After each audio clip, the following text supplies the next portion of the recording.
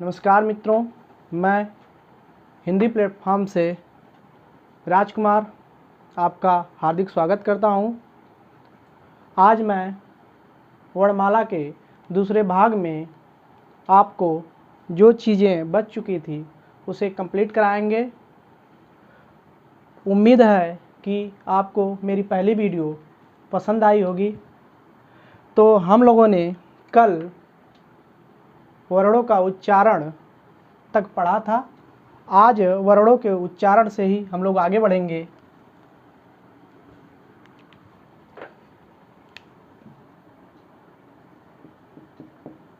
वर्णों का उच्चारण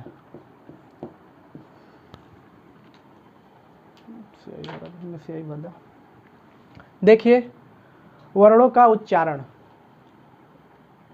हमारे शरीर में मुख के 6 भागों से वर्णों का उच्चारण किया जाता है, जिसके अंतर्गत कंठ, तालु, दंत, ओष्ठ, मूर्धन्य और नाक सभी इसके जो है कि आते हैं वर्णों के उच्चारण में।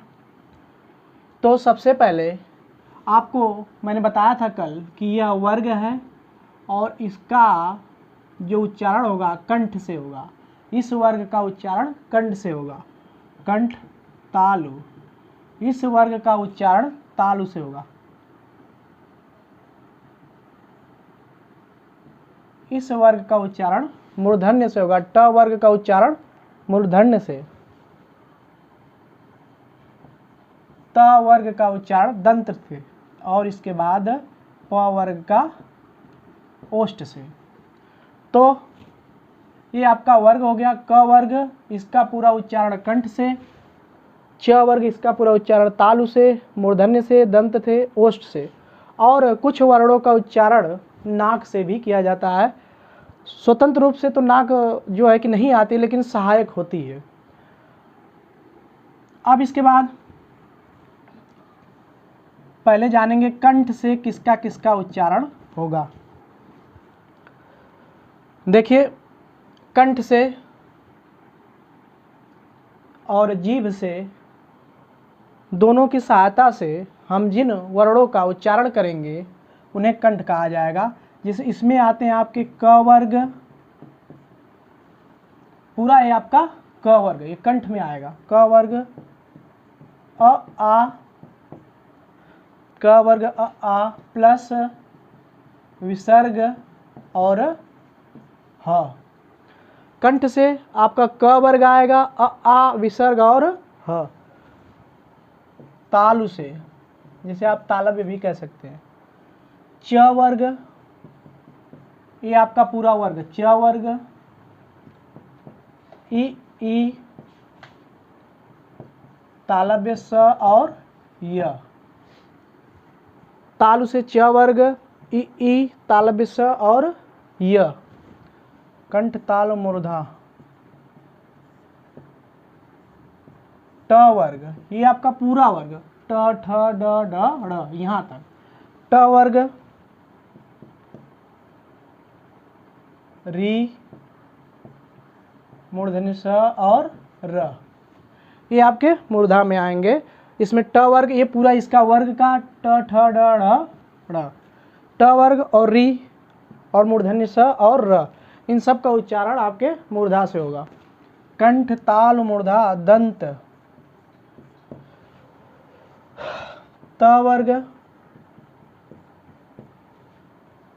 दंत स, मैंने कल बताया था, कल की वीडियो में इसे दंत स कहा जाता है, इसे मूर्धन्य स और इसे तालव्य स। त वर्ग, दंत स और ल। कंठ ताल मूर्धा दंत ओष्ठ। ओष्ठ, जब हम किसी वर्ण का उच्चारण करते हैं और वहाँ पे ओठों की सहायता ली जाती है, उसे ओष्ठ। जैसे प वर्ग, आप इसमें बोलेंगे तो प फ व भ आपके दोनों ओठ, प वर्ग, उ और उ, ये आपके ओष्ठ से हैं। तो कंठ ताल मूर्धा दंत ओष्ठ। अब इसके बाद कुछ ऐसे वर्ण हैं जो 2 लोगों की सहायता से बोले जाते हैं।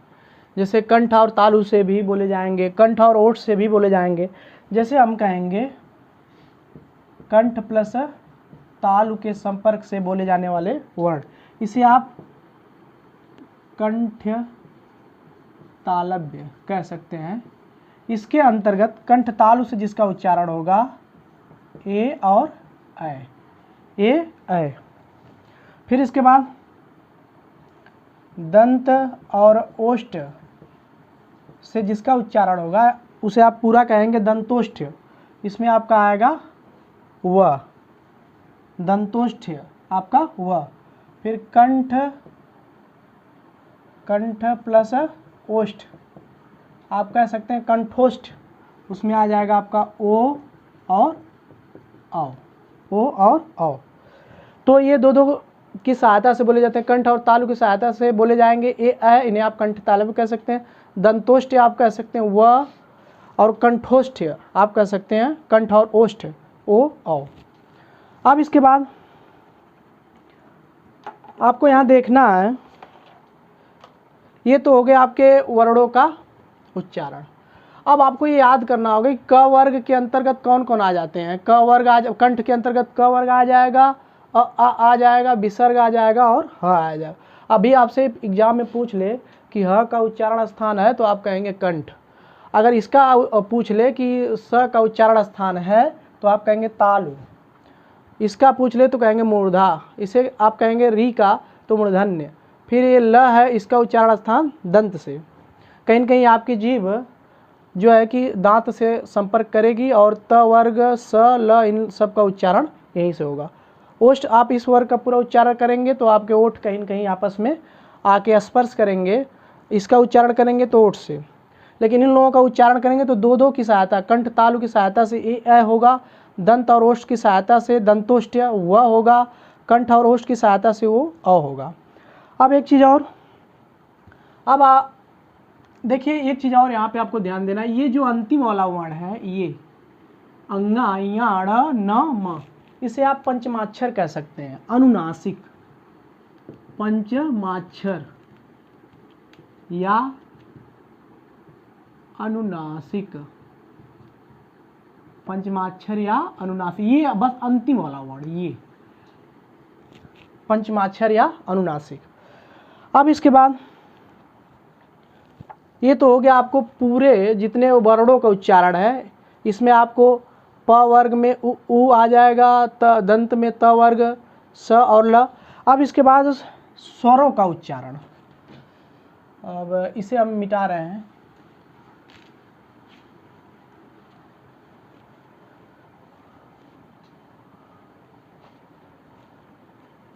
स्वरों का उच्चारण, अभी तो वर्णों का था, स्पेशली स्वरों का उच्चारण। स्वरों का उच्चारण वर्गीकरण करके आप बांटेंगे, वर्गीकरण करके ही आप जानेंगे कहाँ कहाँ से उच्चारण होता है।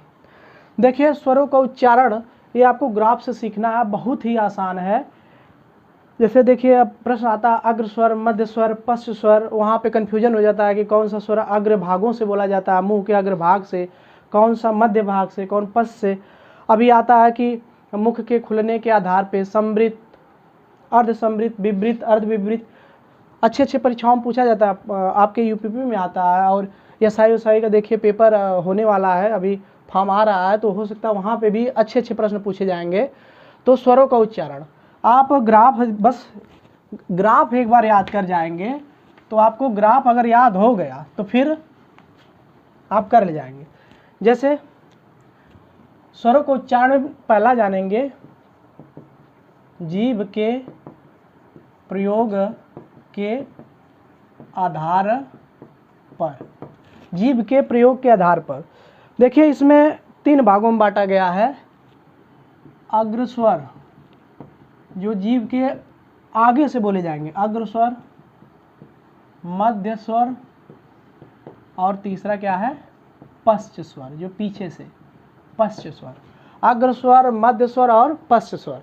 स्वरों को उच्चारण में जीभ के प्रयोग के आधार पर करेंगे, अग्र स्वर, मध्य स्वर, पश्च। आपको बस जो एक हम ग्राफ बनाएंगे उसे आपको याद करना है, बस ये सीखना याद नहीं करना है, आप सब कर ले जाएंगे। ये तो हो गए, इसे हम यहाँ लिख देते हैं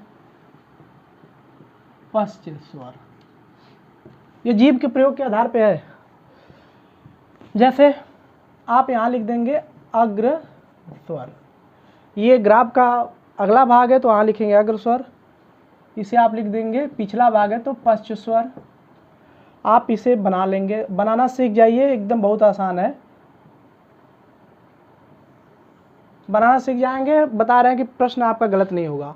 अग्र स्वर में देखिए आपको यहाँ पे ई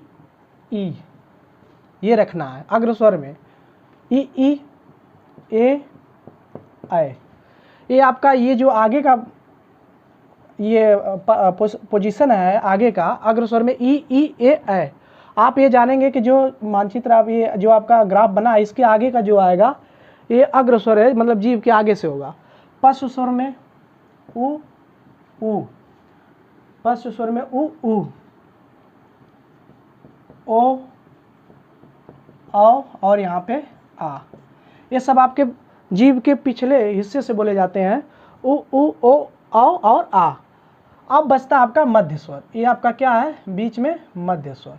ये यहाँ पे क्या हो जाएगा अ, ये आपका मध्य स्वर है बीच में, ये क्या हो जाएगा आपका अ। अब देख लीजिए आपके ग्राफ से ये आगे है तो ये अग्र स्वर हो जाएगा, बीच में है ये मध्य में है तो आप इसे मध्य स्वर कहेंगे, और ये आपका पश्च स्वर है। देखिए मध्य स्वर में आपका क्या है अ है। यही बार बार आप देखेंगे पेपर प्रैक्टिस सेट वगैरह देखेंगे या जो पेपर हुए हैं तो यहाँ पे कहीं न कहीं आपका ये पूछा गया है कि मध्य स्वर क्या है, तो आप कहेंगे अ। और अगर पश्च स्वर पूछ लेगा तो आप ये कह देंगे पीछे वाला, और अग्र स्वर कह देंगे तो आप ये आगे वाला इधर का, ये यहाँ से इधर आगे अग्र स्वर है, ये यहाँ से पीछे पश्च स्वर है, ये बीच में मध्य स्वर है। फिर इसके बाद अब देखिए ये आपका जीभ के प्रयोग के आधार पे हो गया अग्र स्वर, मध्य स्वर, पश्च स्वर। अब आपको कुछ नहीं करना है, बस ये अग्र स्वर जो है इसे आपको मिटाना है, ये पश्च स्वर इसे मिटाना है, और ये आपका पूरा ये यहाँ से इसको पूरा मिटा देना, ग्राफ वही रहेगा। और ये मध्य स्वर को हटा दीजिए क्योंकि अब ये आपका यहाँ पे अ है ना अ। अब इसके बाद मुख द्वार खुलने के आधार पर दूसरा स्वरों को उच्चारण में आता है मुख द्वार खुलने के आधार पर, मुख द्वार खुलने के आधार पर। अब इसमें आपको करना क्या है, देखिए यहाँ पे आता है समृत विवृत। ये चीज़ आपको जानना है कि समृत क्या है विवृत क्या है। समृत मतलब बंद, एकदम आपका मुख क्या होगा बंद होगा, फिर भी आप स्वर का उच्चारण कर जाएंगे। विवृत मतलब जिन स्वरों का उच्चारण करते हुए आपको मुख पूरा खोलना होगा वह क्या कहलाएगा विवृत। अब यहीं पे याद करने में बड़ी दिक्कत होती है कि अर्ध समृत क्या है, अर्ध विवृत क्या है, विवृत क्या है, समृत क्या है, लेकिन बता रहे हैं बस ग्राफ यही वही चीज़ सब रहेगा, आपको कुछ नहीं बदलना है, बस नाम। अब देखिए आप यहाँ करेंगे समृत, ये समृत है, ये भी आपका क्या हो जाएगा समृत।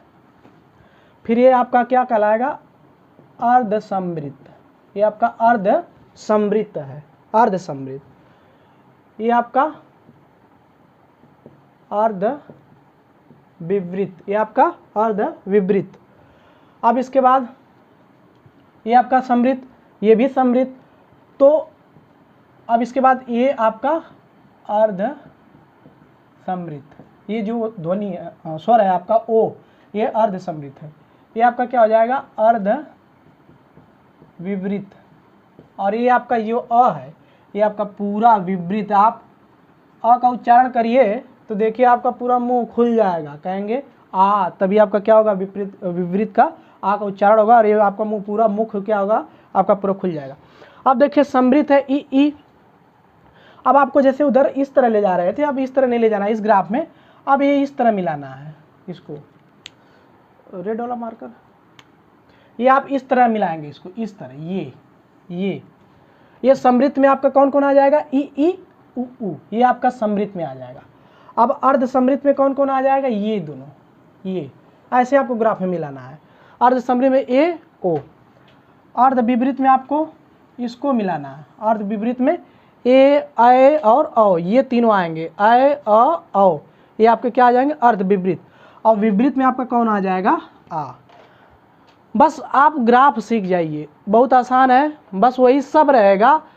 अगर यही हम इसको हटा देते हैं, समृद्ध अर्ध समृद्ध और विपरीत को हटा देंगे तो ये आपका तीनों क्या हो जाएगा, इधर का अग्रस्वर, ये आपका अ क्या हो जाएगा, मध्य स्वर, ये क्या हो जाएगा, पश्च स्वर। ये तो जीभ के प्रयोग के आधार पे, और जो है कि मुख के द्वार के खुलने के आधार पे, ये आपका समृद्ध, ये ऊपर वाला, अर्ध समृद्ध ए ओ, और अर्ध विपरीत ऐ औ, और बीच में अ भी होगा, और विपरीत आ हो जाएगा। अब लास्ट कंडीशन बच रही है,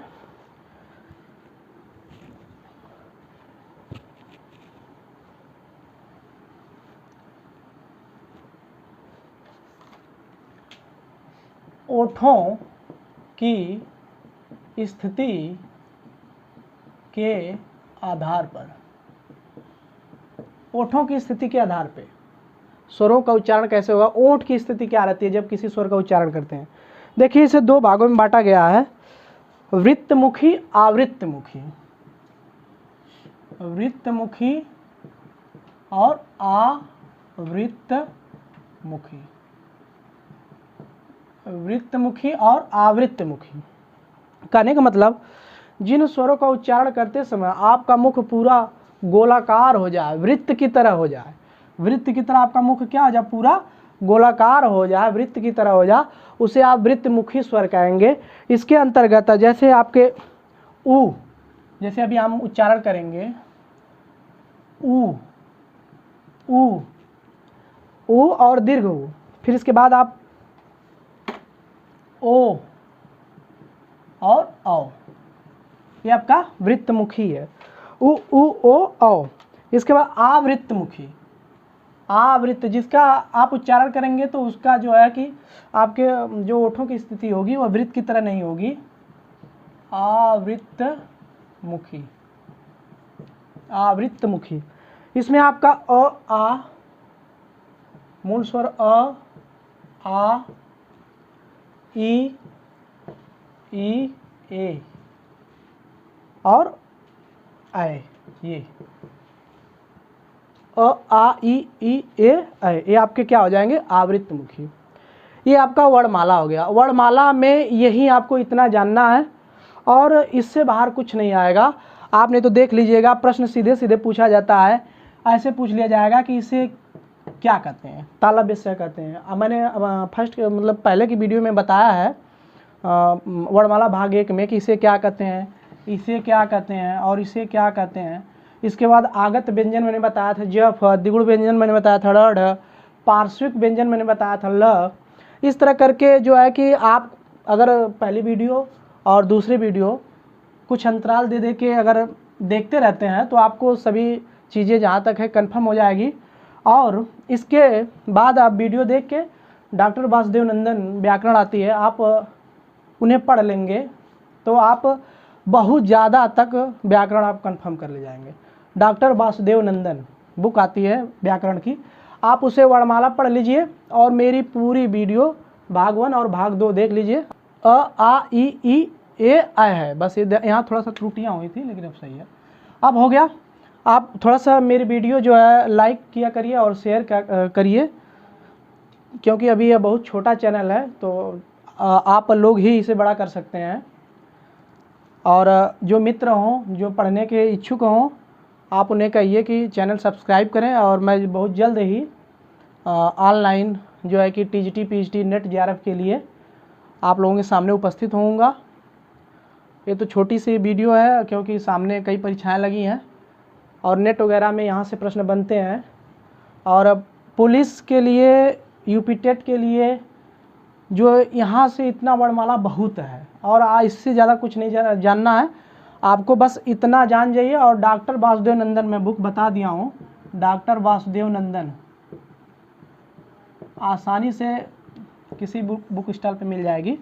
बहुत अच्छी बुक है, साधारण भाषा में लिखी गई है, आप इसका अध्ययन करें और साथ में मेरी वीडियो देखते चलें, एकदम कंफर्म हो जाएगा।